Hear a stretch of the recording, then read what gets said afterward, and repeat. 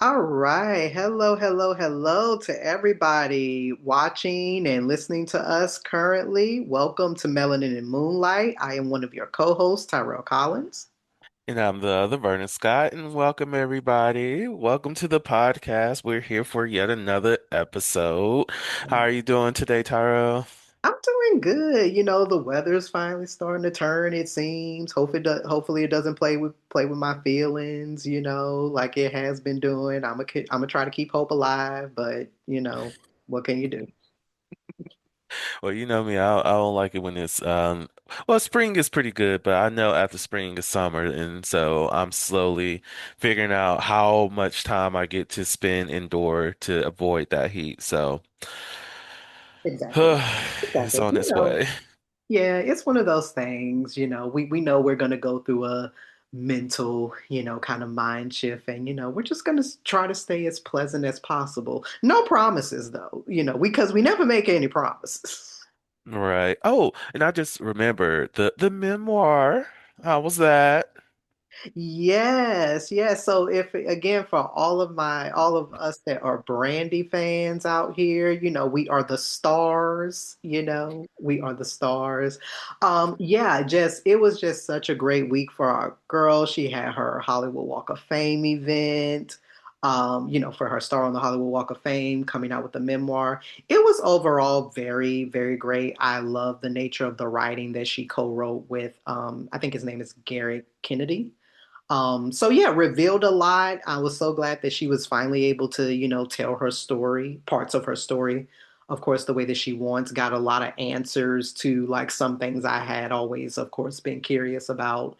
And yeah, I'm just glad that she's just in a space of just being able to utilize her voice. The fact that her memoir is now like number one bestseller for New York Times. So it's like again for all of us that are stars and Brandy fans, it's like we can add yet another thing to the resume. She's now a best-selling author. So it's like for the haters, for everybody that, every time she opens her mouth to say something, the woman could just sneeze and somebody gonna find something to be wrong.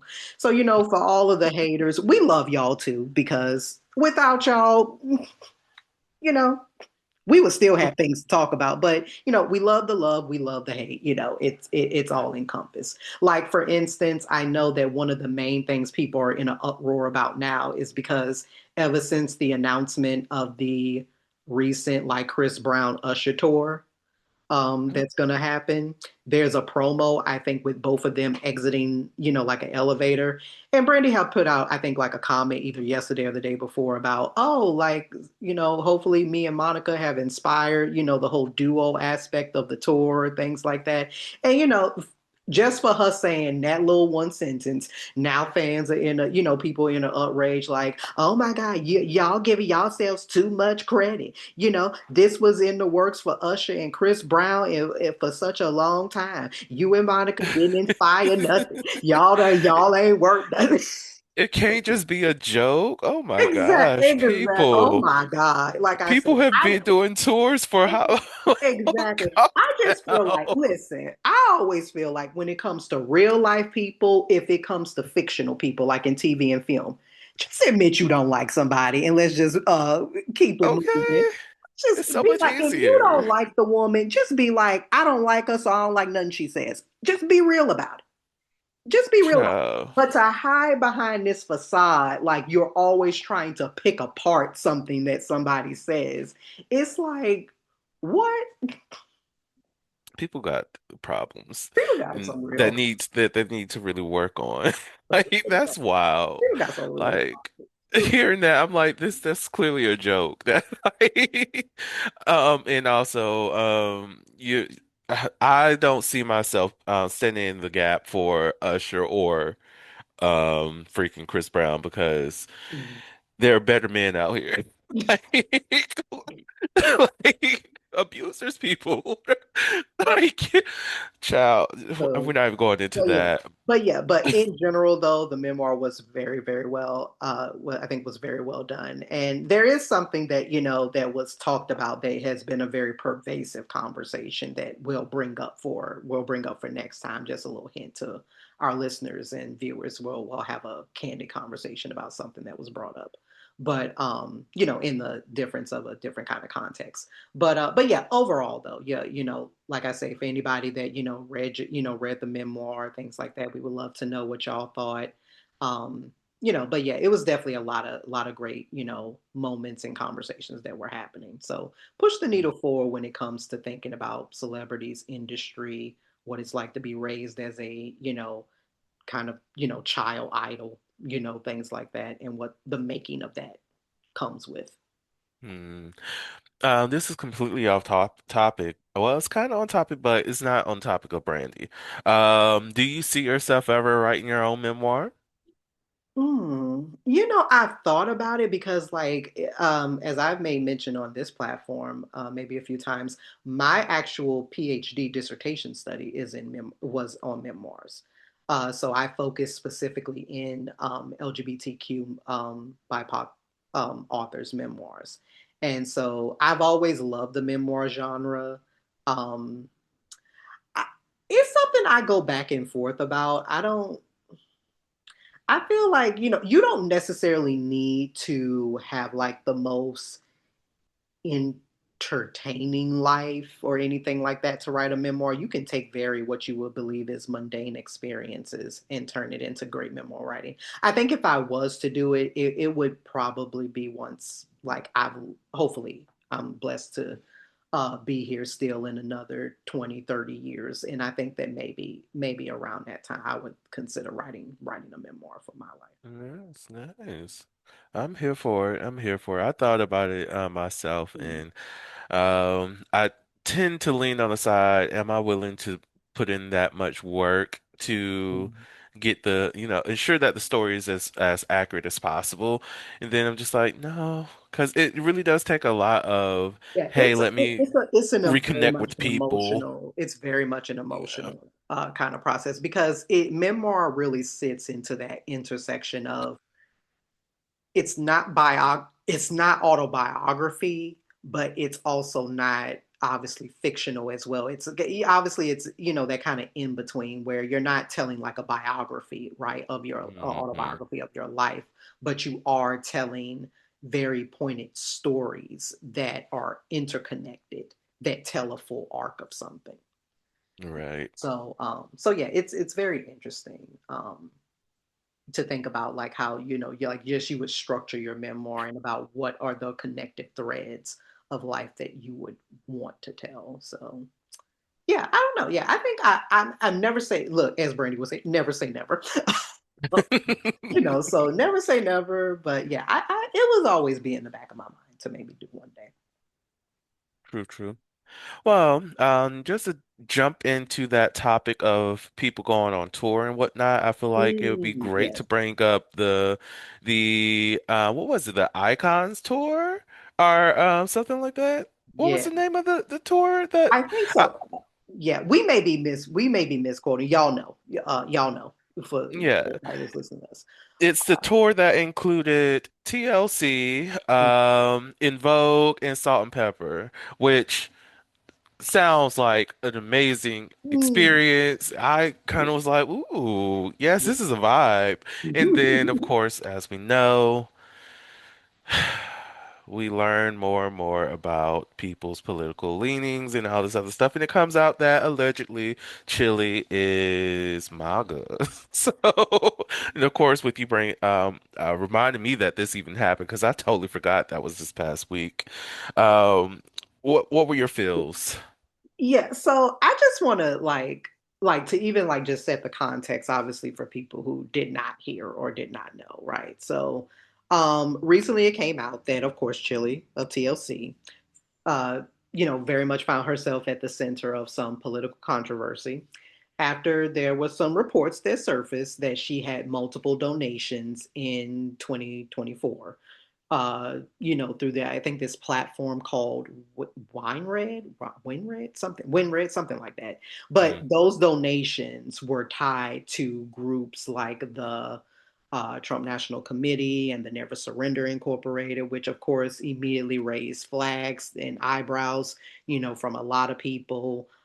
People started online digging.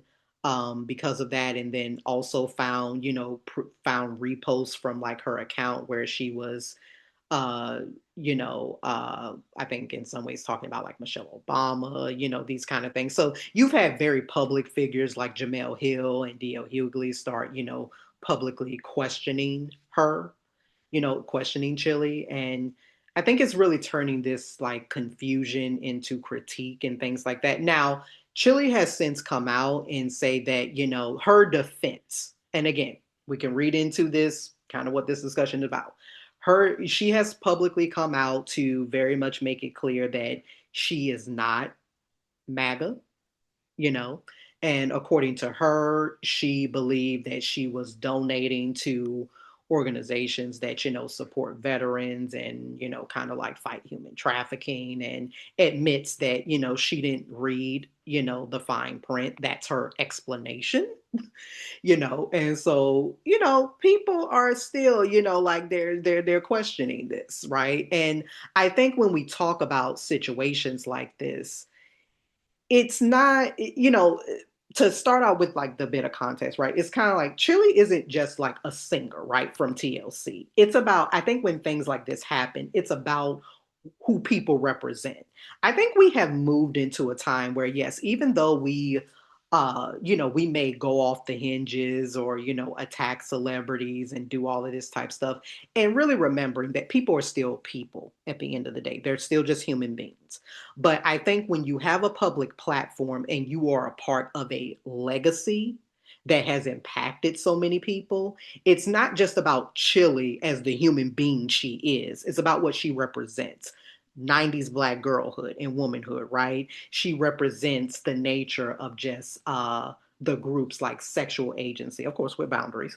Um, you know, she's a part of a collective that transcends people's girlhood and womanhood, coming up. And so to me, I think that the core tension is that fans a lot of times feel ownership over that legacy that she has, that her and so many others have set forward. So when your legacy or your image now gets tied to very real aspects of political affiliations, regardless if it's true, I'm not going to say regardless if it's true or not, but when things surface that it's like, okay, girl, like, what is this?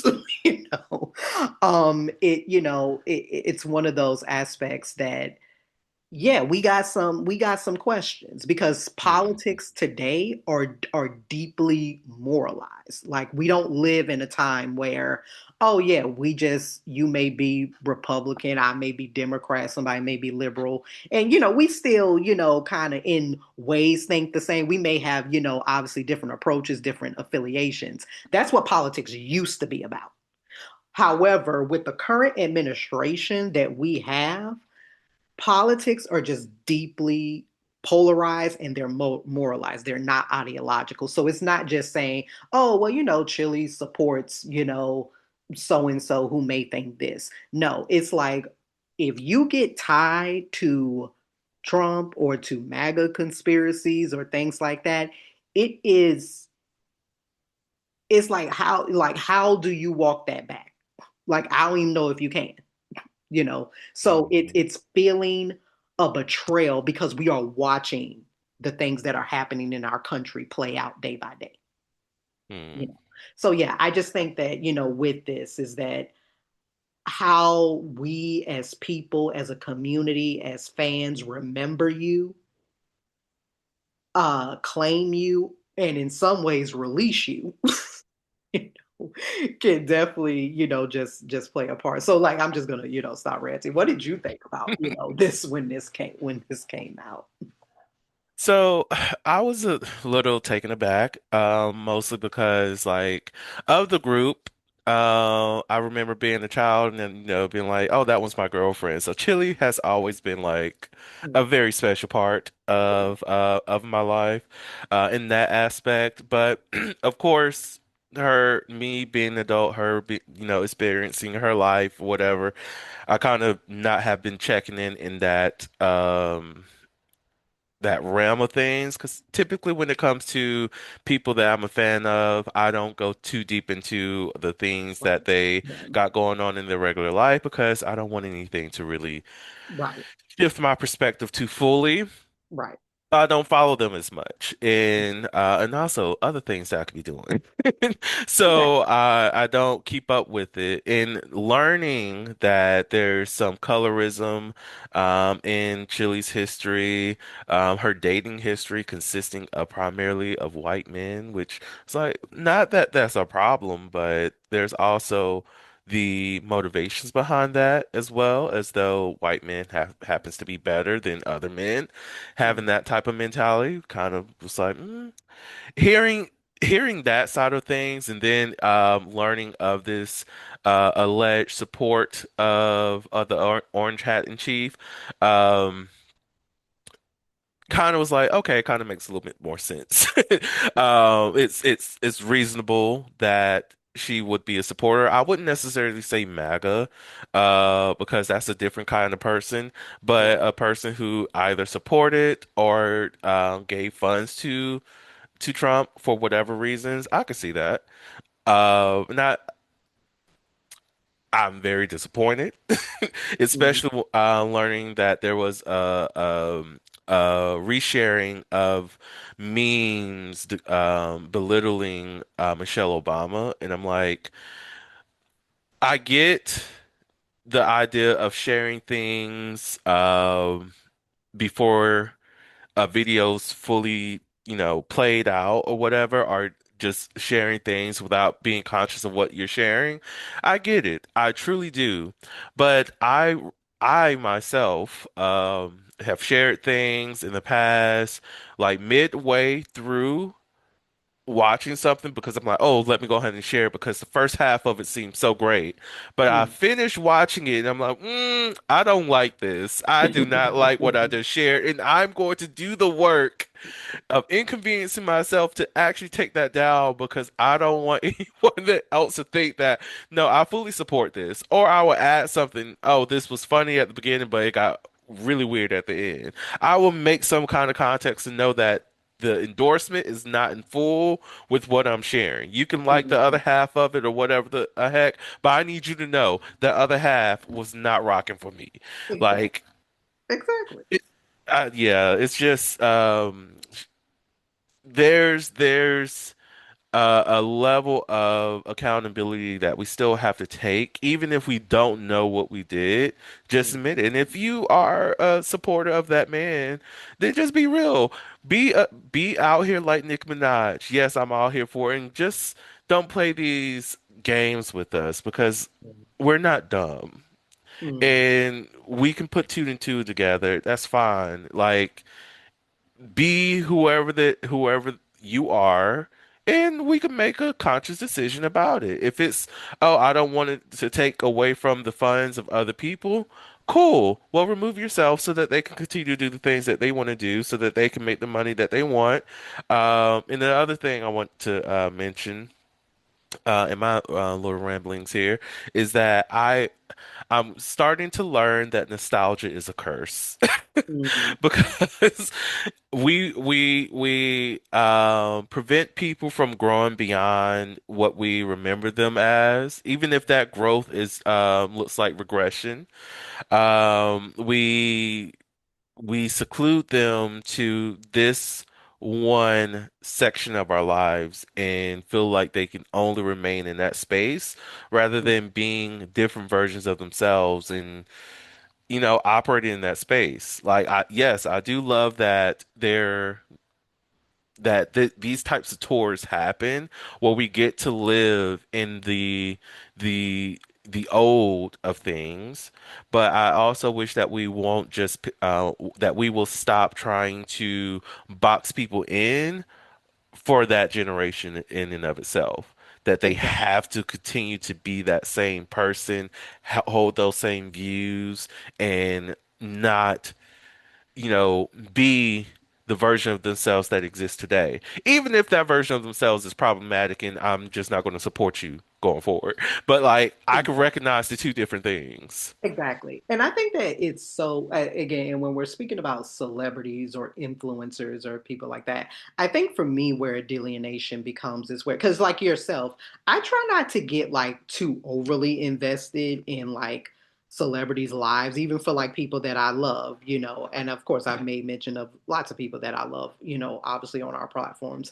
But even still, there's a distinct like thing in my mind where it's like, I'm not checking what they're posting on social media every single day. I am not a textbook textbook encyclopedia of this particular person because that has no connection to me or my daily life or what I'm doing, you know, things like that. And I think what becomes a true delineation for me is like when we're talking about who like celebrities are dating or whatever. So take for instance, like when it came out that Chilli had found supposedly love with who was Matthew Lawrence or you know whichever the Lawrence brothers, I can't remember all of them by name, but it was kind of like okay, like good for them, like good for them. It's like I don't think twice about who somebody's date as long as it is appropriate, consenting or whatever. I really don't care about who people date. But I think it when it comes to politics, I think now we get into a different conversation because Hmm. that's even though politics is still seen as personal choice, it's about what politics are associated with. So by saying that, you know, you are, like you even said, not necessarily even being like MAGA, but even if you have divisive political views, especially with with the things that we deal with today, it is saying that you are innately, through the eyes of society, anti-black, right? You Hmm. roll back on the things that we've been fighting for, right? So it can feel like you are violating what we all consider to be a shared struggle, a rejection of communal values, you know, things like that.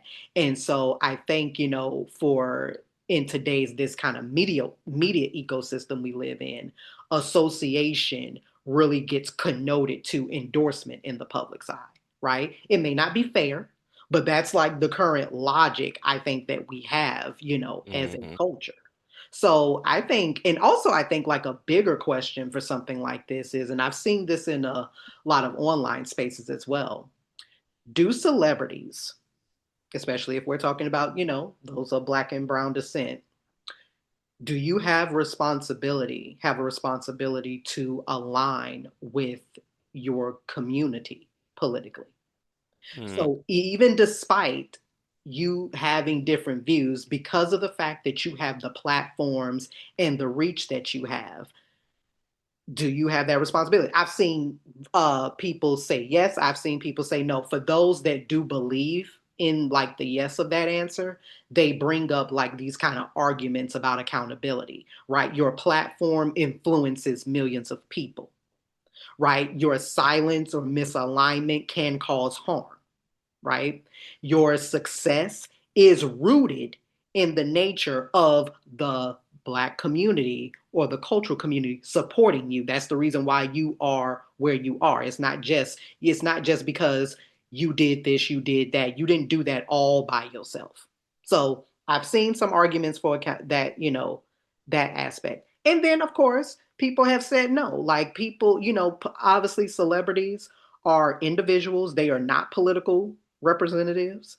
They may Hmm. not even be informed or interested in politics, you know, and public scrutiny is very much in any capacity can be very dehumanizing. So I've seen like that kind of tension going in online spaces when it comes to talking about celebrities for like a long time. And I think it's always going to be a tension between it, you know. So it's kind of to say, you know, at what point do your if you are a celebrity or influencer, you have a platform where you affect, you know, especially millions of people, at what point do you recognize that this isn't just about you, you know, Hmm. this also what I have to say, of course, and the things that I believe also reparate, you know, through the nature of the culture. right? So it's to even say, like, even if we take, for instance, like obviously very public figures like Barack and Michelle Obama, right? Obviously, they both have their own ideologies, their own platforms, the things that they speak about. Because of the fact that they are who they are, if for any reason they were to come out and say like they had some sort of different affiliations or whatever, even them being political representatives, like, can we imagine like the storm that would call that will reverberate, through the country and through culture? Hmm. So again, it's a very, very touchy subject. Yeah, I agree. Like, it is a reminder of to myself that something that I say almost quarterly, if Mm, not monthly, that I pray that I don't ever become so rich that I forget that my community, where I come from. mhm, Because like I don't like to think of the amount of entertainers or people who've gained wealth who essentially forsake mhm, their own blackness for what riches. mhm. It hurts to see it happen. And I'm aligned with the question about do they have to align with the community? I would say no, but with that, if you choose to break away from community, break away from just human decency and civility, then also be comfortable with the excommunication that comes along with that. Right. That we're not going to support you, that we're not going to show up for you the way that we were in the past, because what you told us is that we're not valued, Mhm. that we're not important, that there's no space for us because you don't see it for us because you've grown or made enough riches to be beyond us. So Right. why would we want to be there to support people who don't support us? Yeah. And I do feel like when you have a platform or you're being given a space, you can't afford to be ignorant to certain things. And Mm, sometimes I think that some things come from a not necessarily a willful ignorance, but because you're wanting to see the humanity in certain things when we haven't been treated as human in society, not always. And just to kind of bring in, I hope to kind of like bring in just a little bit of a different topic here that kind of centers on that. Victor Glover, who is the black man who was the astronaut that just came back from the Artemis mission, right? He's mm, been getting a lot of sometimes like I think pushback because he was asked about how does he feel about being the first, one of the first black man on the moon mission. And he was basically turning the conversation as, no, I see this as being seen as human history. So a lot of people were taking that is okay, he's kind of like throwing away or kind of skirting the question around the nature of you being a black man. And in some ways, I get it. And then in other ways, I'm like, brother, we got to do better. Because on one hand, yes, I understand where he was coming from. As to be like, hey, here is this man, he's been given this opportunity. So he's seeing this again from what we should be doing it from a human, a human to human perspective, right? So not necessarily wanting race to be brought up into the conversation. However, I'm like, Victor, but what we have to understand is that as you may know, as a black man, we come from a history where we were not seen as human. So it's a very nice sentiment to want to just mm, see things from a human to human scenario, but we were not given that luxury. And that's why people say if you visit the nature of Senegal or go to other parts of Africa where you get to if you ever get a chance to experience of walking onto a boat where we were bought and sold and enslaved in chains and this kind of things. It's kind of like it will do something to the nature of your soul where you will not look at life the same way. And I say mm, that to say is that as a black man for Victor Glover, you may see this as a human to human aspect, but you're not taking into consideration, or at least what you did not verbalize, is that for all those little black boys and girls who have dreams of going into space or going to the moon, this is for them. as well. Hmm. And and again, he may have felt that, but obviously maybe didn't say it or didn't feel the need to bring it up. And I think that that's where maybe some of the backlash is coming from. So I bring that example up just to kind of tie it into this conversation, even about politics, is that Hmm. we can't, we can't afford to just be willfully ignorant when it comes to certain things. And I think with a topic like this, for what Chile is going through, with, as she says, this coming out has taken, profound effect on her mental health and, things like that. But just like how we brought up in conversation, can we separate the art, the artists, and politics when all three of them are tied into our Hmm. sense of identity and safety? Agree. And just to be a little bit support to the frat, because that he is my frat brother. I would say his response was the political correct one. And I only say that because one, whoever was asking the question should not have been asking him that question, knowing that he would have to answer it in a way that would Yeah. minimize Yes. the experience that he recognized is good for black people, Yes. Yes. because his daughter's also been on social media combating those people who's trying to call him wrong for the Yeah. put people first versus black, because she's saying no, he understands, he gets it, he knows, but it is a political Yeah. It's, yeah, of course. response. So I'll give him a little bit of grace for that. And in it, there is a way to acknowledge both at the same time, which I will say will be the failure here of saying, yes, I recognize. Well, I see this as a great feat for humanity, for us as people. And yes, it is a great mark on Black history as well, because Yeah. I am a Black man. Yes, Like, and that's we what I got was to know saying how to do also. the words. Exactly. And that was my thing when I was talking to a friend about this. I was like, I wish he would have found a way to really incorporate both. Because definitely you're right. I see that as what he said being the politically correct answer and not wanting to rock the boat. But knowing that, hey, even though you obviously hopefully will come back safely like he has, you're gonna have to follow up, and talk and talk about this. So I just wish, in those moments, and it's so hard to do, to try to find the right words, because when you're interviewed on the spot and things like that, you can't cut. Nobody is going to say everything all the way perfect. Hmm. There's no such thing. But I do wish that in some ways he would have found a way to give good balance. Like, no, this is a great thing, for humanity. Seeing things human to human. But yes, for those, for those little kids, especially those black and brown kids who've always dreamed about going to space or going to the moon, things like that. This is for them. That would have been all.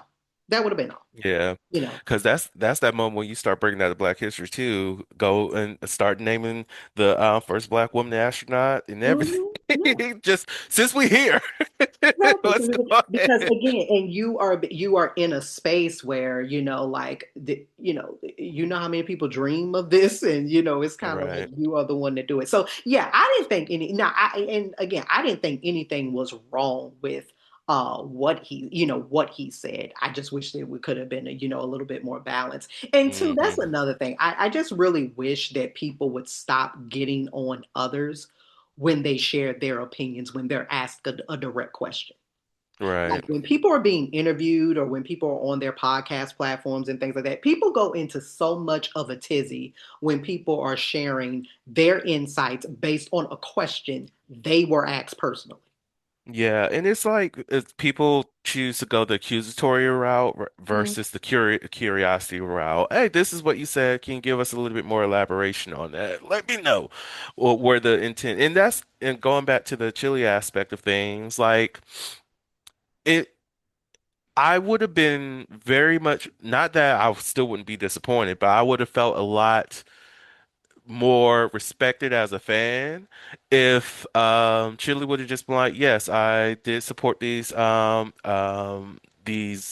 things for the in the mindset that um this was supporting veterans and whatnot, and learning that this also went toward supporting Donald Trump, who I either agree with or disagree with. Mhm. I do recognize that there has been harm to my community because of my actions here, my support, and I'm willing to take ownership of that. And I'm going to step back and step out of this in order for these ladies to go out there and thrive in this performance because I don't want my participation here to taint their experience and that experience of the audiences.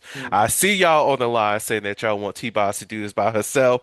Look, go ahead and do it. I want y'all to have the experience. Use me as an audio because at the end of the day, I'm still getting paid because they're using me. My boy, my boy. But like that is a lot better and a lot more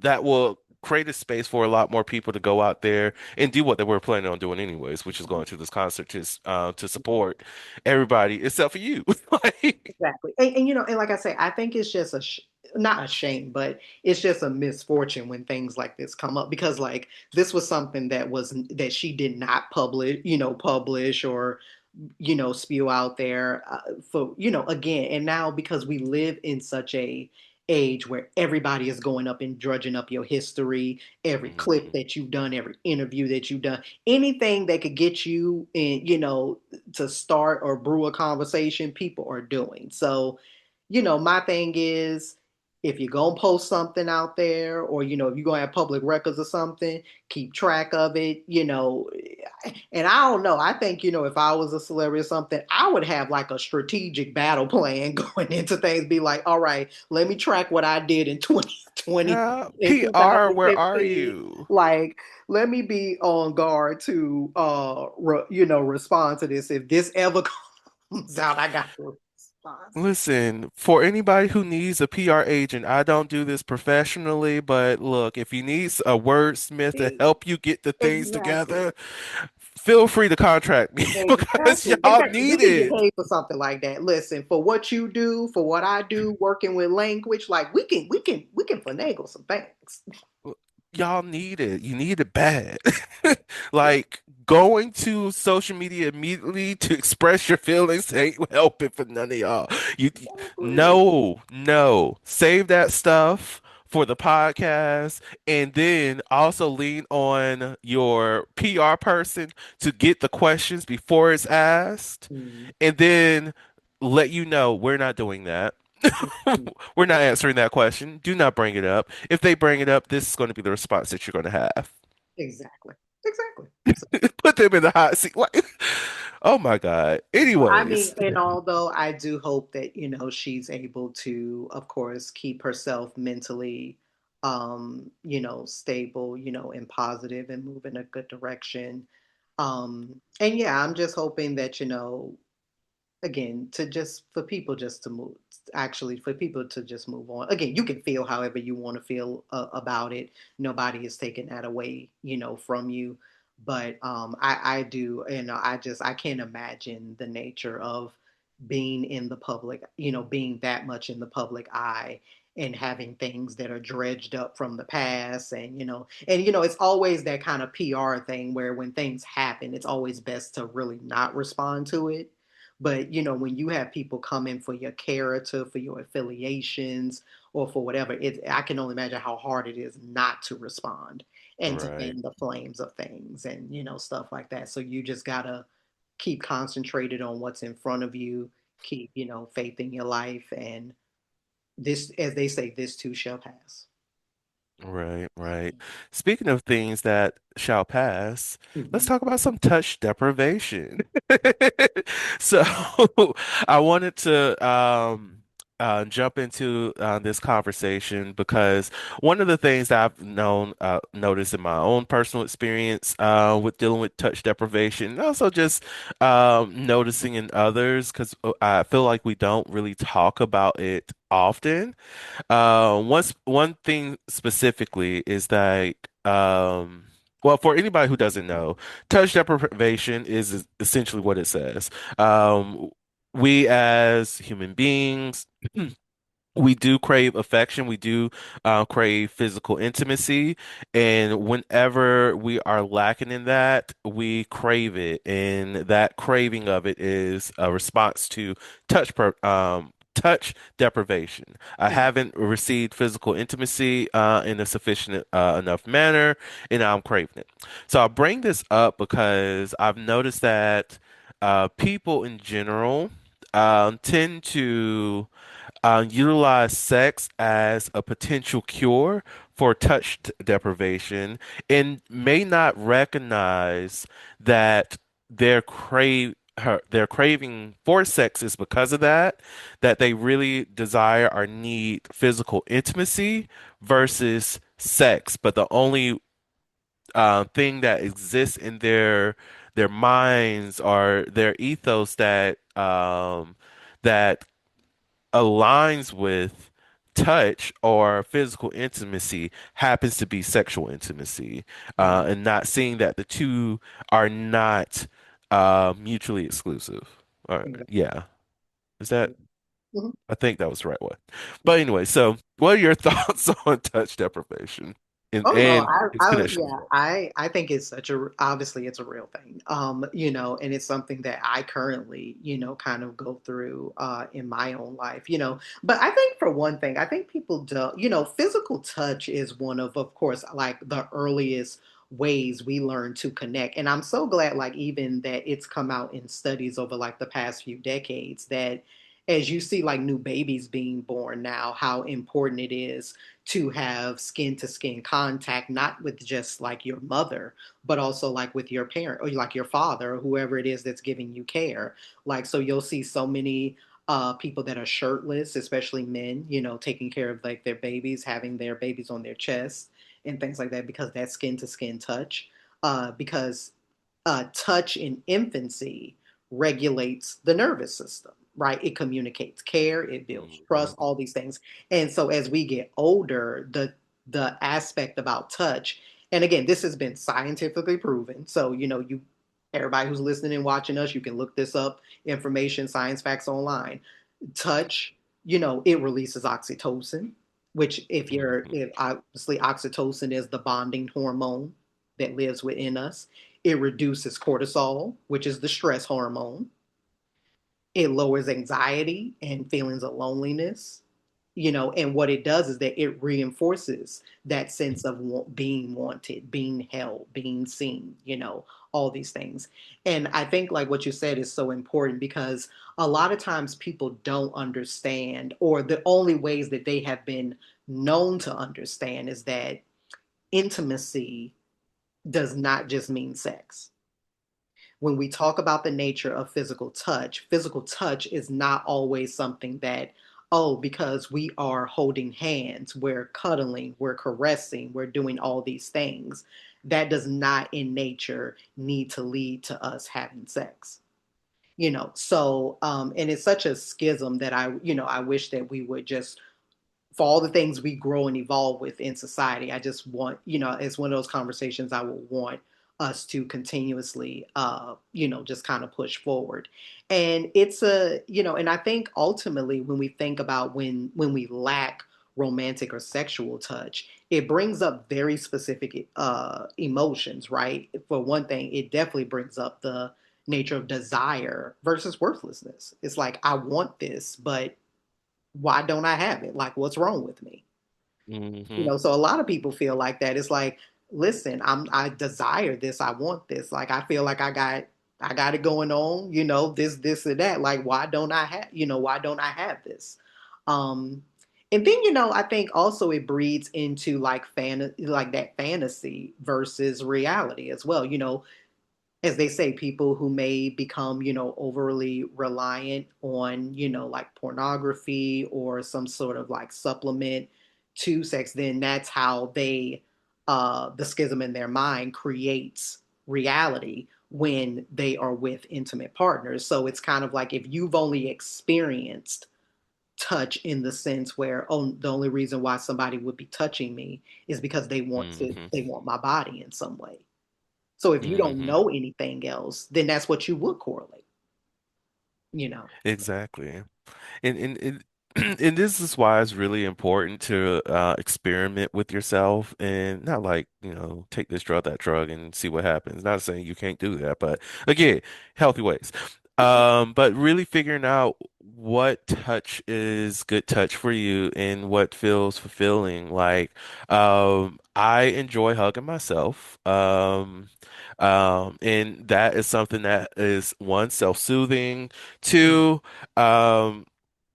helps me in times where I may be feeling a little bit depressed or unloved, or lonely because I at that moment feel connected with myself. So that loneliness dissipates, mhm, right? And even understanding like once you at a point where you do separate sexual intimacy as just that versus physical intimacy and really think about in what other ways can I add a little bit more that are especially for those people who may have had little to no physical affection in life, yeah, you then start to create more of that. Let me hug my friend. Let me give people dap every now and again. Like that is a form of physical intimacy. Let me, I think I already said hug people more. But let me actually be sitting close to a person where our shoulders may be touching, that where our legs may be touching. Those things are also ways that we connect with other people. And sometimes it may feel uncomfortable, especially if, let's say, new relationship and y'all are on a bus ride together and your legs touch and you just get a little too afraid of, like, oh my God, what was that? It's a feeling that you may not be used to, but it mm, doesn't mean that your body cannot adjust to it and learn to appreciate that and learn to accept that as something that you need. That is exactly. something that can be healing for you. So you don't rely on the quick fix of sex. Mhm, That you don't rely on overexerting yourself and then having a period of because you had orgasm plateaued and all that where after the fact, you're leaving the sexual experience feeling the same way. mhm, I need more of it now. I need to engage with another person because that one didn't feel right for me. And all that's going on for you is that you just need a nice, good hug that maybe lasts for 3 minutes, that mhm. may just last for 1 minute, and you'll be shocked at how effective that 1 minute soothes you more than a sexual encounter. Exactly. And even like and even if you're not physically touching somebody, like people have said, like because we again we live in such an era of, we always got our phones and, technology, with us. When somebody is making eye contact with you, Mm, as being, very, very intimate. It's like, okay, I feel comforted. I feel safe because I know that this person is listening to me.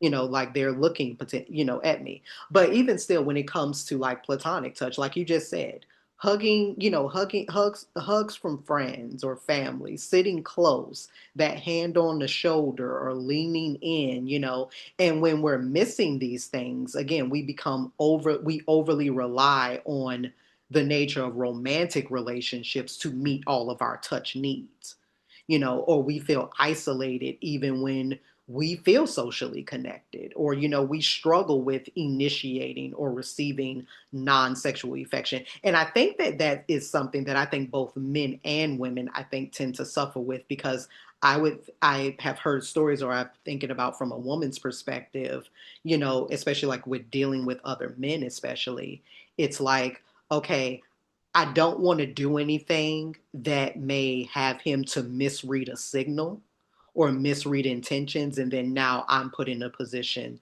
to feel unsafe. Or, or a sad thing is a lot of women, especially who are, as you know, victims of SA, one of the things that I think that goes through a lot of women's heads a lot is like, what did I do to invite this? Or what did I do?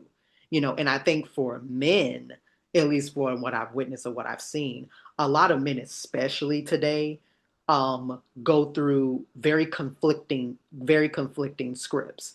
it's like how people have deemed like we live in like the soft man era, or whatever that connotes to, because it's like men are literally told one thing, are told so many different things about um how to engage, with women or engage with romantic partners. And it's not surprising that there are a lot of studies that are out now that has said that like over like what 35-45% of young men ages between like 18 to what 25 or something like that have never asked a woman out in person.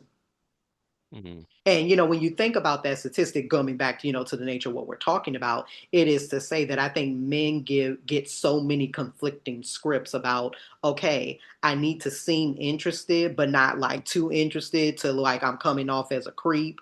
And then if I'm too lackadaisical, then I can seem like I'm just nonchalant and not interested. And that even goes with touch. Like, what is okay? Is it okay? Like if I'm like talking to somebody, is it okay to like put my hand on their shoulder, or touch like the nature of their ways? So what is appropriate? And I think then we go into conversations of, well, you shouldn't have to circle all these things in your mind if you just ask people what Mhm. they're comfortable with. Asking is a very sexy form of consent, you know but yeah, I just think that men and women, for all of us, I think we go through different things with navigating the nature of touch and what touch signals and signifies for a lot of Mhm. us. And when you brought that up, it reminded me of a TikTok video that I was watching. And this is going to be a tangent, y'all, so please forgive me. With the male-female dynamic of like what the relationships are looking like, that soft man era and whatnot. And the question was in conflict with the who going to be the man Mm, um statement. And this TikToker was talking about, well, ladies, because you cannot it's essentially what her argument is that you cannot ask for men to get rid of the patriarchy, and you don't, and then you not feel comfortable with the what that removal of the patriarchy does for women. definitely. Meaning, if you want men to be softer, you have to accept for men being softer without being rigid. Mm, If you want there to be a reduction, like women to be to be in the workforce, you also have to be willing to be a provider in the hmm household too. hmm So it's like you can't have it both ways. exactly. Yeah. So if we get rid of gender norms, that means the gender norms that women are in patriarchy take advantage of, those have to be removed. So you don't get to have your soft life at the same time of this man having a soft life. hmm Like it's just not going to work. Well, And, actually, both can have a soft life era if we, work in partnership rather than hierarchy.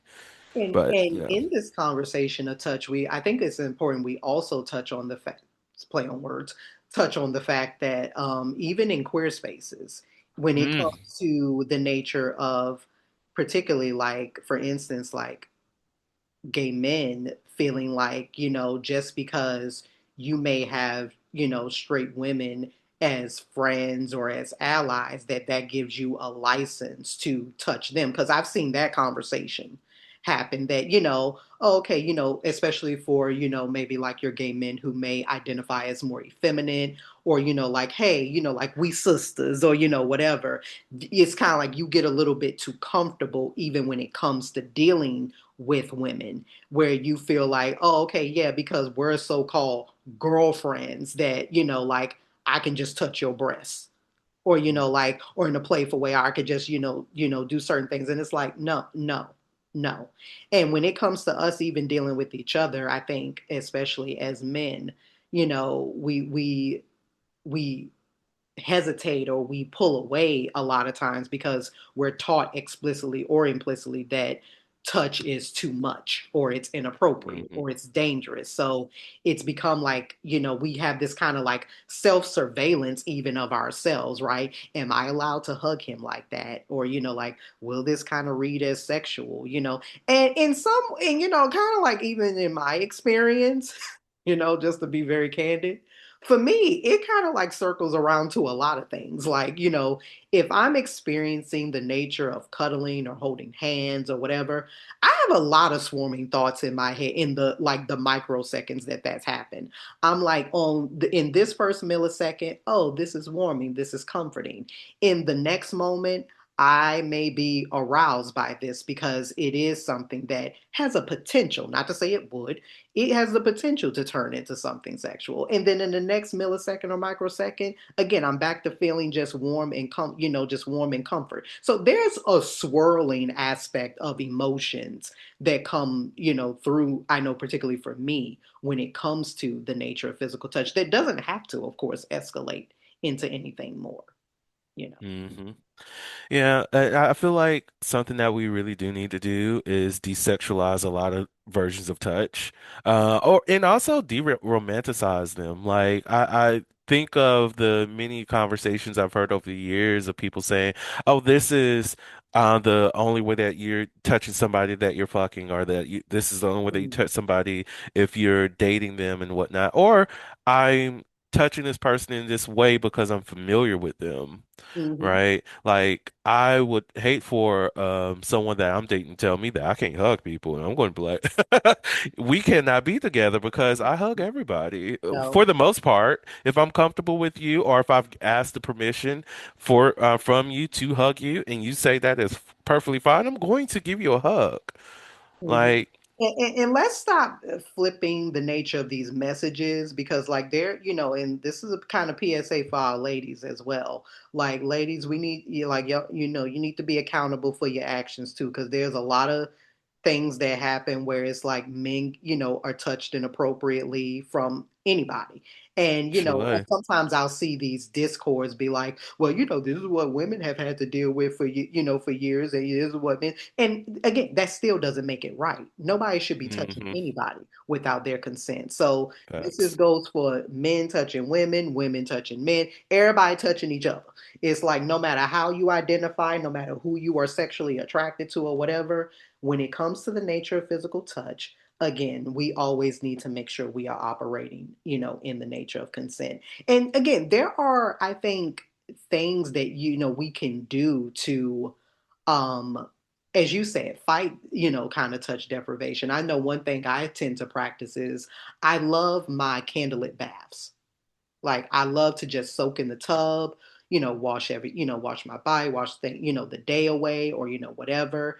Because for me, when I think about the nature of just pleasuring myself, and that doesn't just mean in a sexual way, but it means in an admiration way, like when I'm cleaning myself, when I'm cleaning my body, as I'm, I take a good look at myself.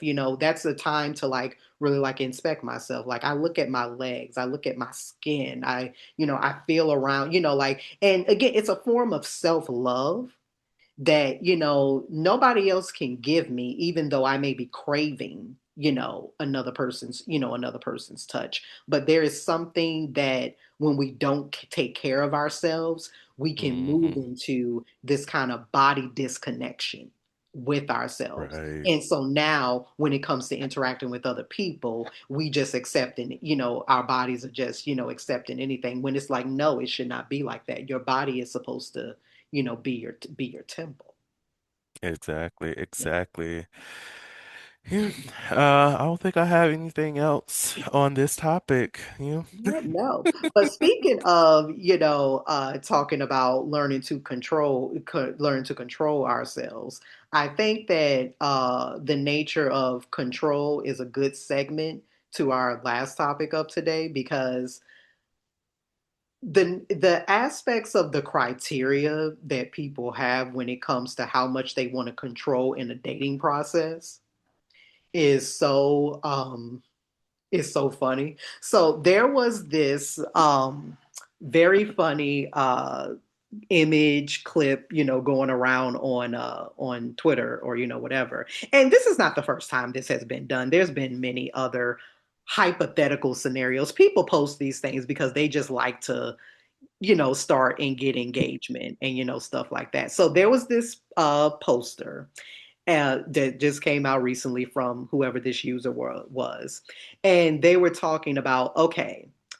in like this scenario of like modern dating, between these two people, who should get a second date? So our first candidate was Tony. So it had Tony's criteria. He is a, openly gay man, no kids, works from home. He's slightly combative, but he's attentive. He only drinks socially. He doesn't have a car. He owns his own home and he's loving. I think that was all the criteria for Tony. So there we have for Tony.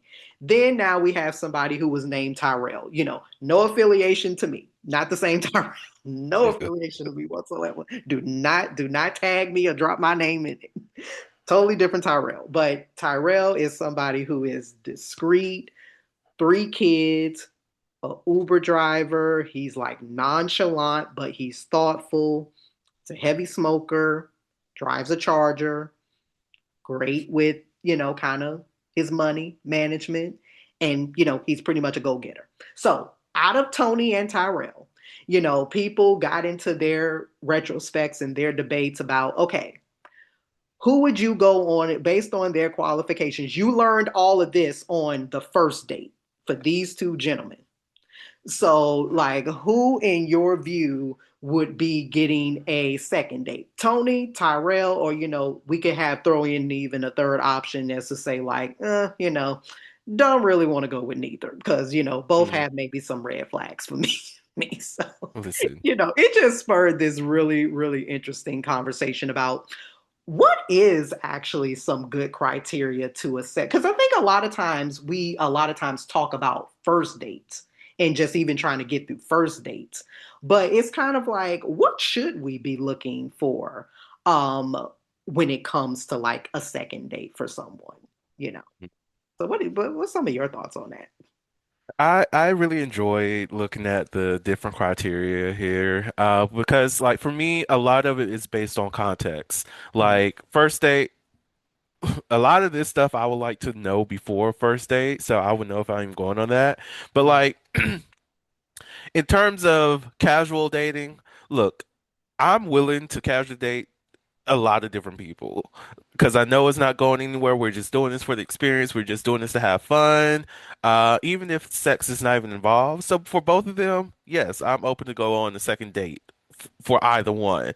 mm, Now, let's say if we're talking about actual romantic investment, I'm leaning on the side of neither, to be real, because like there's different qualities right. that I can overlook Mm, in some of the things that's problematic. Like if I had to choose between the two, mm, I would lean more on Tyrell than mm, Tony.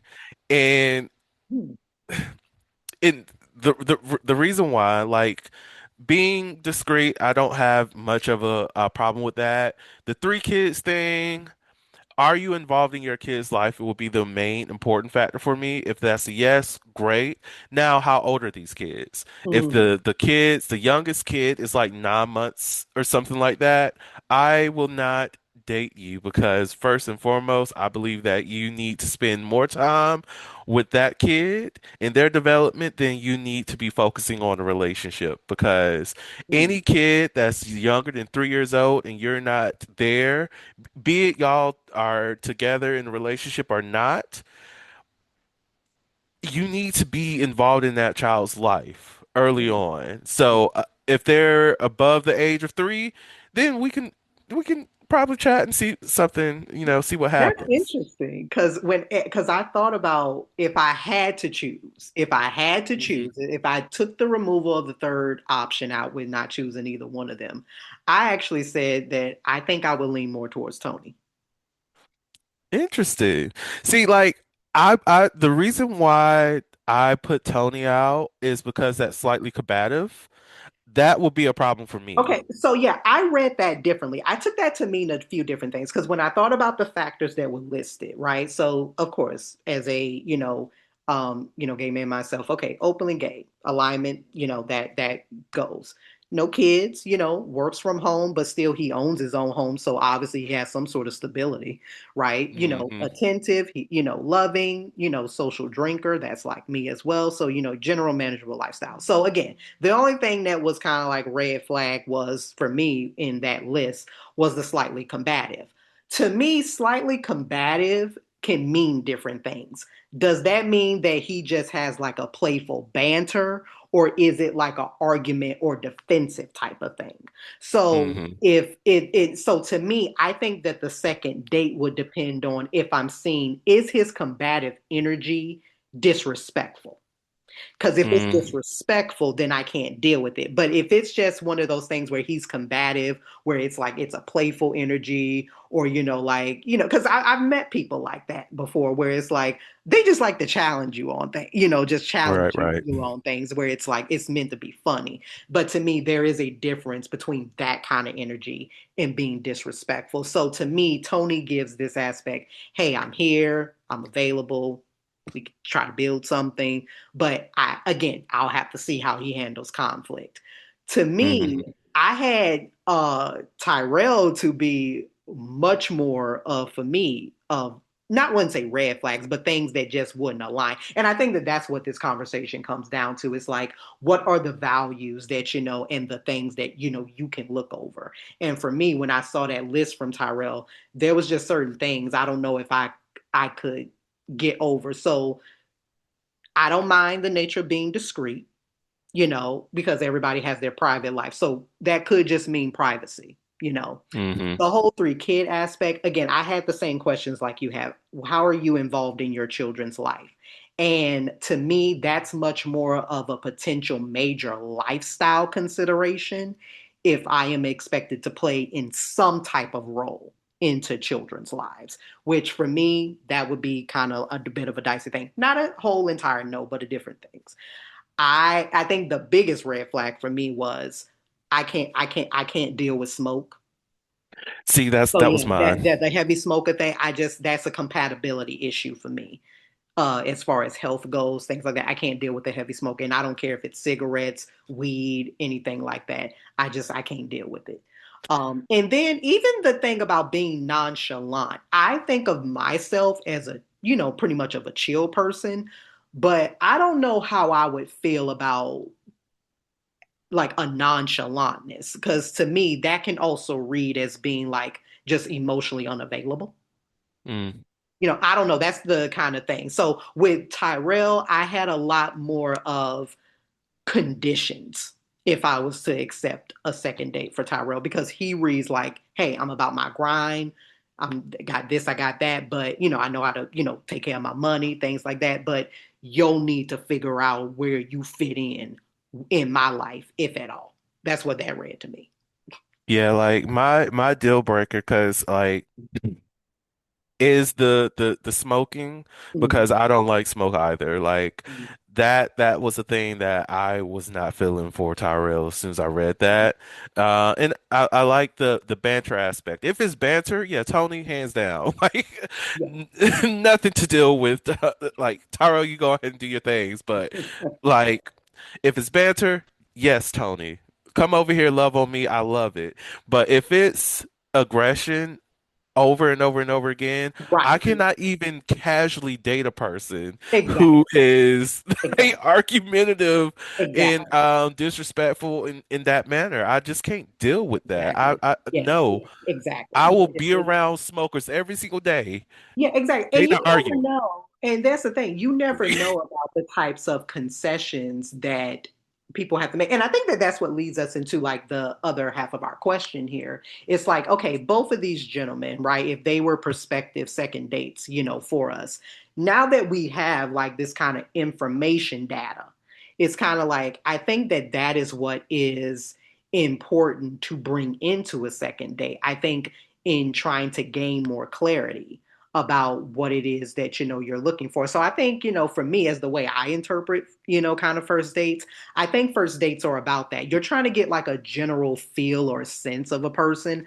I don't really think of dates as something big that is just that needs to be like just overly romantic, overly indulged, or anything like that. If you're just sitting down for like a cup of coffee or something like that, I don't drink coffee, but I would have tea. But again, that whole kind of aspect where you're just really trying to feel out another person just to even really see like if you like them or not. And then I think for second dates, I think for me is getting into those aspects that, hey, I think the nature of having a second date is, do I want to learn more about you, or do I already feel like I have to manage you? Mm, That's my thing. And if I feel like for the things that you've said to me, like if I feel like, okay, I really would have to manage this situation, like, no, I may have some different feelings. But if it's just really more about, okay, learning, like I say with Tony, learning about, okay, well, what does that combativeness like for you, like look like? Like we can have conversations about that. You know? right. So yeah, It but it that's is it is it. fascinating. Like, and I wish, well, I hope that people are like when they see things like this, that they really do take a moment to really consider Mm, the nuances in the responses, mm, or the person's story. mm, But and I feel like that we don't do that enough. Like the dating profile, if filled out in a way of informing your others about you, I feel like it is supposed to spark additional questions for people to really understand the context. Like I talked to a friend of mine recently mm. about a date that, that's probably what he was calling about earlier because he went on a date yesterday. But anyways, he went on a date with someone that he met online. I think this was like their either their first or second date. And no, this was their first date. But on his profile, he mentions that he has a child. Mm. And the person who he was going on a date with had on her profile that she's not into men with children. Mhm. So he actually had a conversation with her about, well, I just need you to know, or did you see the information on my profile about that? How do you feel about that? And how are we supposed to move forward if this is what you're looking for? And I don't fit that category. Like we're actually having more conversations about the things to see if we may be a good fit, if this child category is more of a loose boundary rather than something that's strict. Like, let me know so I get a better understanding so that we're not moving into a space and catching feelings when a lot of this can be avoided up front. Like, I'm a huge fan. Well, something that originates with me, so of course I am. But I call it Operation GTD, Operation Get That Dick or Get That Pussy, whatever it is. It's about, look, Whatever if that happens. whatever the acronym you want to use, you find somebody that you see that's sexually attractive to you, and you just like, I just want the curiosity of this, and I don't see this as being a romantic thing. Do that.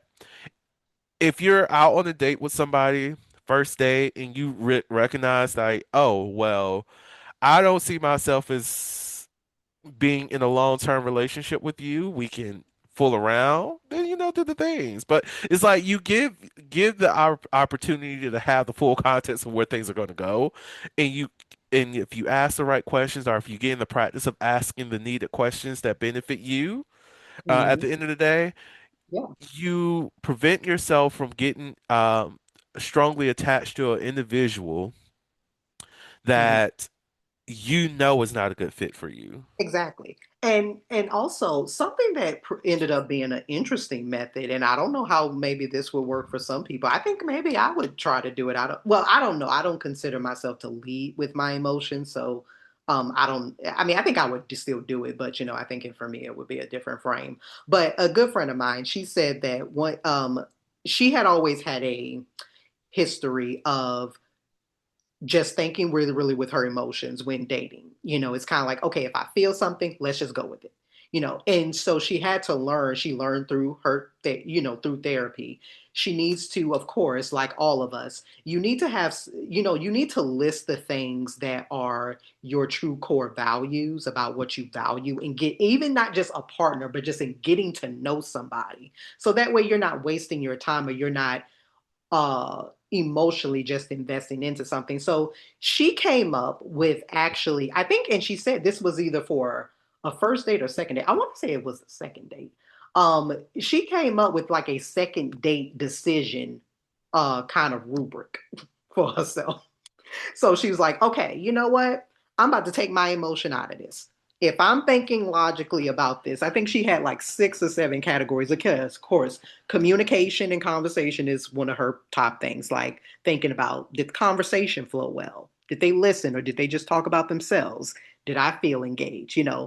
So that was one. I'm trying to think of the others. Emotional kind of presence. Mhm. Like, were they attentive? Did they show curiosity about me? So on and so forth. I think she had, of course, attraction and chemistry, which she said for her doesn't necessarily have to be skyrocketed, to the moon. But do I want to be close to them? Do they spark some kind of, again, curiosity in me, so on and so forth. Lifestyle. Like as we talking about, lifestyle is a big thing, Yeah, were there any major deal breakers? Kids, smoking, things like that, And then thinking about, were there any red flags? Now, for her, she said red flags in me getting to know somebody may not necessarily all the way be red. They may be more yellow because some things I may be open to hearing about more. I just need to proceed with caution. But she did say now there are just some, completely red flags. Like if I don't feel safe with you, I'm confused by this interaction. I'm hearing stories that contradict themselves. Like, that's all major Mhm. red flags. And then, of course, just ease and comfort and effort and, things like that. But basically, to get to the end of this point, so by the time the date ends and she's had a moment to really like collect herself about how the date went, she goes to her rubric and she fills out the nature of her rubric with like, okay, yeah, check here, or I'm putting a 3 here, a 5 here, And basically, if she gets to a certain threshold, just like how we think about a rubric, it's like, yes, yes to a second date, because I felt this, but this is actually how this presented itself, in real time as well. If it leans into like the maybe category, okay, there's something there, but I have some things that I want to be asked more about, some things I really need to get some clarity on for a second date. And then of course she's like, and if it falls below, then I know I ain't I'm not trying to force this. I'm not trying to ignore my flags. I'm not trying to make potential out of what she says is misalignment. And that's what she says a lot of people to her mistake and do. They think that by ignoring certain things, you can try to vet more or, try to see about things. But if something is clearly shouting out to you as a red flag, it's a red flag for a reason because it may have something more to do about misalignment than just misunderstanding you know. So I kind Exactly. of like that aspect about like creating like a little dating rubric.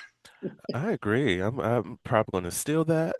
Well, I know I'm going to steal that because that is um beautiful. Like that's excellent work and a wonderful suggestion for people to do. Yeah. Like And I also really think getting that those out. Mm-hmm. oh no, I was just gonna say, and I like that method just simply because of the fact it allows you to do two different things. It allows you to really because of course I think when we're dating again a lot of times we are in our emotions because we're trying to feel the moment again I hope like we're trying to stay present in the moment but again as we say feelings are not always facts so feelings are not always facts so I may have felt this but then if I actually have to stop and take time to kind of reminisce or think on this more it's kind of like actually this really wasn't what I thought it was so I think it's a good method I think it's a very very interesting method to have with like okay Hmm. yes in the date I'm going to go with the flow go with my feelings things like that but afterwards okay let me look at this date from a logical sort of standpoint hmm and really knowing what your values are makes a huge difference Yes. too. And knowing the things that like certain needs that you have from a partner, see if those are even capable of being met. Or if not being met fully, be Mm, can at least be met half the time or whatever seems sufficient for you. And also having some important questions so that you're not constantly asking those and waiting for the moment to present itself for you mm, to now get the mm. answer. Yeah. Like early on, I'm asking you, how do you deal with conflict and what did your last conflict look like? Mm, If you don't have an answer for me, that's worrisome. Um, Even if it is like the rehearsed um like response, okay, cool. But this is setting the expectation for yeah. me. So once that comes up, oh, I remember when we had this conversation, you say you had a conflict this way and it's not showing up in this manner. It's time for me to go. Yeah, no, and I think it's also too important to when we're thinking about dating is that I think we're a lot of times thinking about how I'm going to experience this date or how I'm going to experience this person. I think that you need to put certain things out there on the forefront because about yourself because that also obviously invites people to engage or disengage from you. It's like there are certain things that yes, want you to know about me up front. And I feel like the whole thing about children. I think that again, I think that children is one of them non-negotiable type things. Like you can't put a child, you can't just hang a child in a coat closet. Or you can't return hmm a child to sender. I mean, I know some people wish they could, but and that's not to speak about bad about people, children. But I'm just saying, children is one of those things. It's like when somebody has a child, that comes with a package deal. Nobody is asking you to be a parent or, a step parent or whatever. But dating a woman or dating a man with a child or children, it comes with a different level of responsibility. I remember one woman. She got gripe for this video, but she was saying in this Instagram video when she was saying about when she said I don't want to date a man with children, because I don't see children for myself, but I don't want to date a man with children. And people got on her in that video saying, like, well, you such and such an age, and I don't know what type of men you think that you're gonna meet with, not having children and all of that, and not really recognizing what she was saying. What she was really saying is that no, I admire men who of course are upfront about the fact and taking care of the children that need you're a parent, you're supposed to do that, your child is supposed to come first in your life. However, for hmm her in her romantic relationships, she wants to be the first priority. And knowing that if you are with a man with kids, now, of course, this gets into religious conversations, that whole debate about, if you on a sinking ship, who would you save, your spouse or your child? That's a very up and in conversation for certain people. But it is to say a lot of people, they understand. And especially if you come from a background where your parents have sacrificed a lot, for you, you come with that understanding, knowing that somebody's child is always going to come first. And that does not mean hmm that you are not important and that you are not to be cared for and things like that. And if somebody chooses not to put themselves in that particular space, that is their right. That is their right. hmm And they should not be shamed for that. Listen, I will forever tell people that, of course, put yourself first because not the elevator, the airplane thing. Put Mm, your mask on put first, myself people. first before helping But people. like when it comes to those additional priorities, I'm always going to tell people that the child comes first. Like, and if you find somebody who puts their partner before their child, then live that life, but also be open to that child not loving you as much when they become an adult. Yeah, because I've Bec- seen arguments about the nature of like if I had to, like some people will think if I had to save my spouse or my child, for the people that say that I would save my spouse, it really becomes like the justification for that is like if we have to mourn, we mourn together. We created this life. Potentially at some point, maybe we can create another life. So it's kind of like to say at the end of the day, we have each other versus if I was to save my child.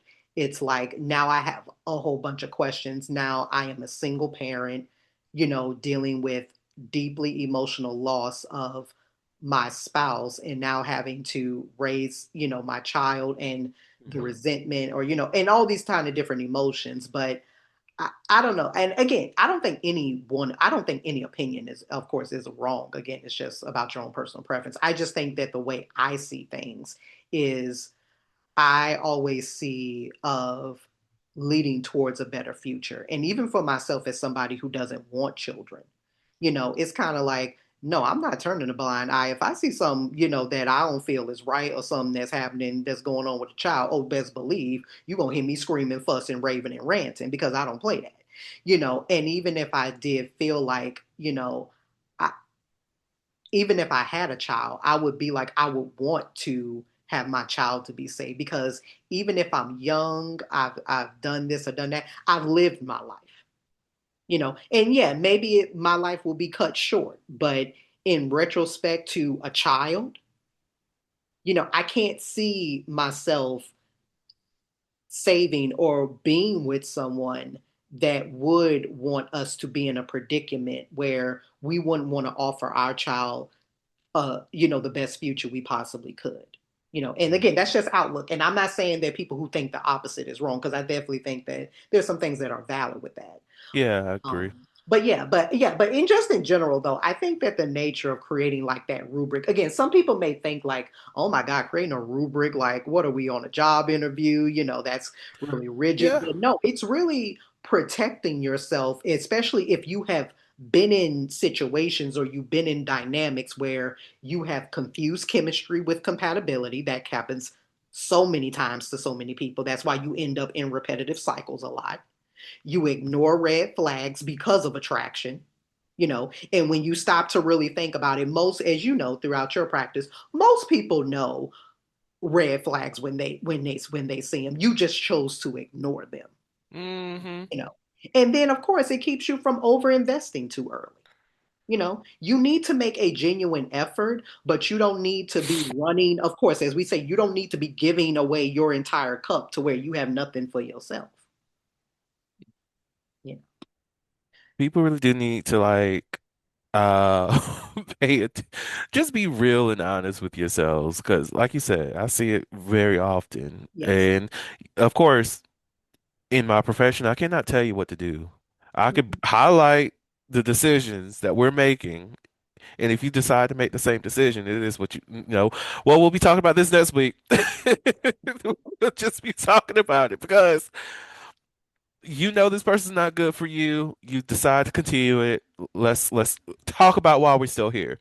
But like it in those early stages, it is helpful for people to remove this idea that you're losing something Mhm. for denying partnership with another human being.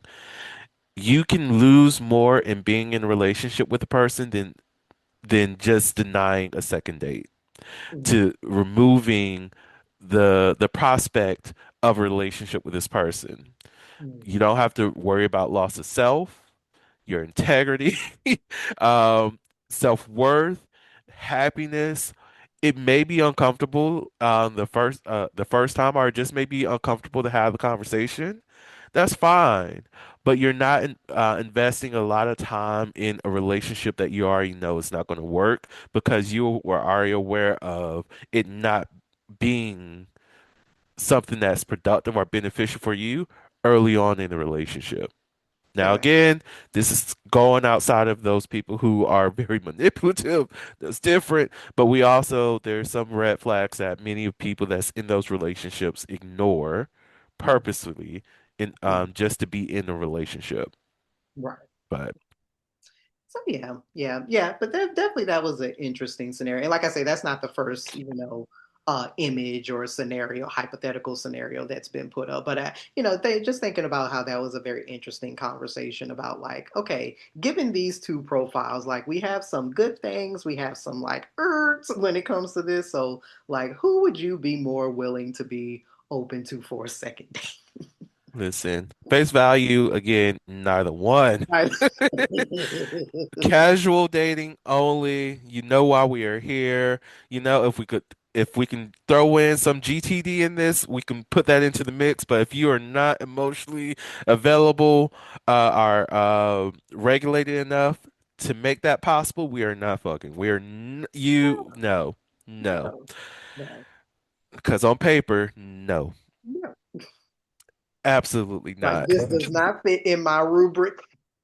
It does not. It does not. None of this is working for me. This is not. God, what other options do you have? What is option three? What I will build a third door if you say it's only two because I'm not going through neither one. I will Exactly. stay here. Exactly. Exactly. Love it. Love it. Oh God. Any last words before I close this out? No, that's about it.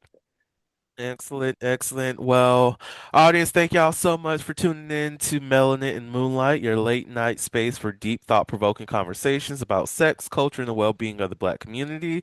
Don't forget to like, subscribe, and share the podcast to keep the conversation going. Until next time, keep the vibes flowing and your mind open. Bye. Bye.